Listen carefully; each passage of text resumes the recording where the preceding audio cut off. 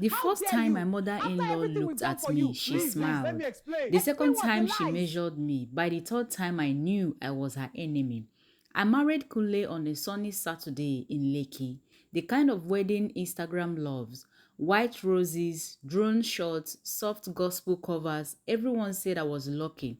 A good job in tech, a loving husband, and a respectable family to marry into. What nobody posted was Mama Adewale's eyes. They never rested on my face.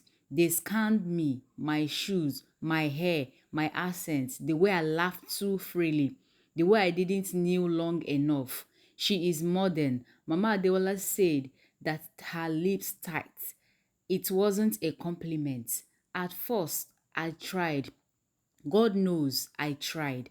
I learned to cook her favorite eforiro even though my palms burned from the pepper. I wore wrapper and buba instead of my usual dresses.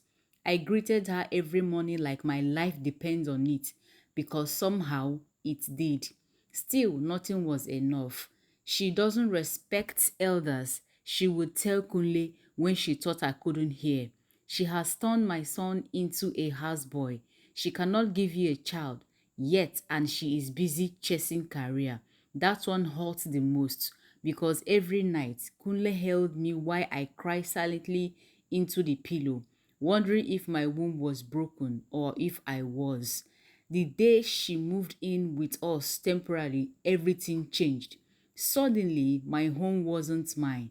My food was too salty. My cleaning was never thorough. My laughter was too loud. My silence was suspicious. One evening, I overheard her praying in the living room. God, remove this woman from my son's life if she's not from you. My chest cracked open. I wanted to scream. I wanted to pack my bags. I wanted to fight. But instead, I knelt down. Not to her, to myself. That night, I told Kunle the truth. No soft word, no pretending. I cannot keep shrinking to make your mother comfortable. I said, my voice shaking. If this marriage will survive, I need you to stand with me, not between us. With me. For the first time, Kunle didn't say she's my mother. He said, you are my wife. The next morning, he spoke to her respectfully, firmly, clearly. Mama Adewale didn't like it. She cried. She accused. She threatened to leave. But something shifted. She still doesn't love me. She may never. But she no longer fights me like I am invisible. And as for me, I stopped trying to be the woman she wanted. I became the woman I already was because love that demands you disappear, not love is control. And I survived that. If I want, I can. Peace didn't come immediately. Mama Adewale stayed quiet after Kunle spoke to her. The dangerous kind of quiet that sat in the house like thick harmattan air. She reduced her comments, but her silence was louder than insult. When I entered the room, conversation died. When I cooked, she ate without a word. When I greeted her, she answered without looking at my face. But I had chosen myself. 2 months later, my period didn't come. At first, I ignored it. Stress can do that. I told myself Lagos traffic alone could confuse a womb. But when the second week passed, my hands shook as I held the pregnancy test in the bathroom. 2 lines. I slid down the wall and laughed and cried at the same time. When I told Kunle, he lifted me off the ground like a child and spun me around the living room. We danced, we prayed, we thanked God. Then reality walked in, Mama Adewale.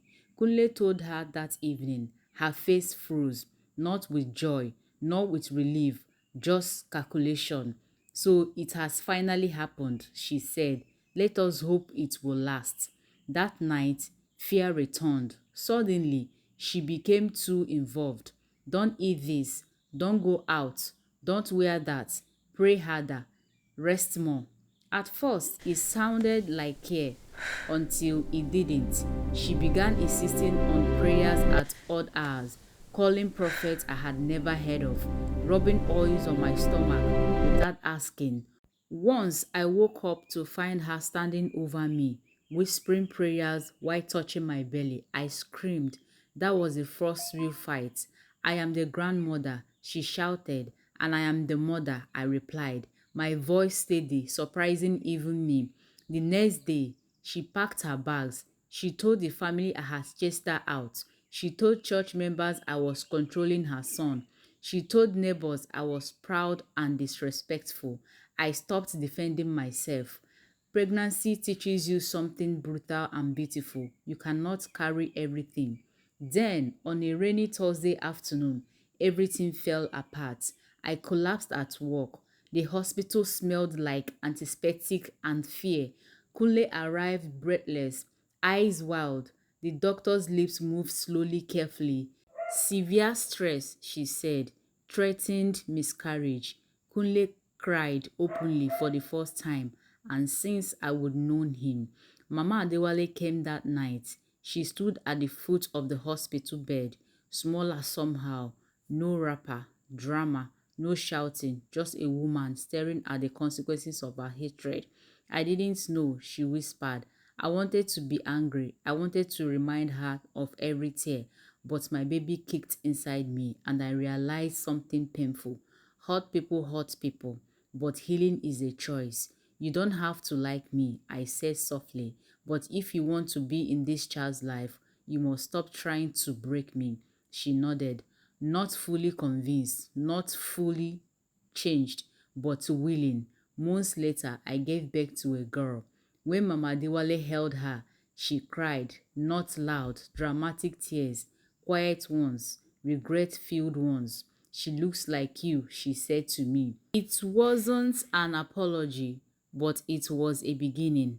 And sometimes, in Nigerian families, that is a miracle on its own.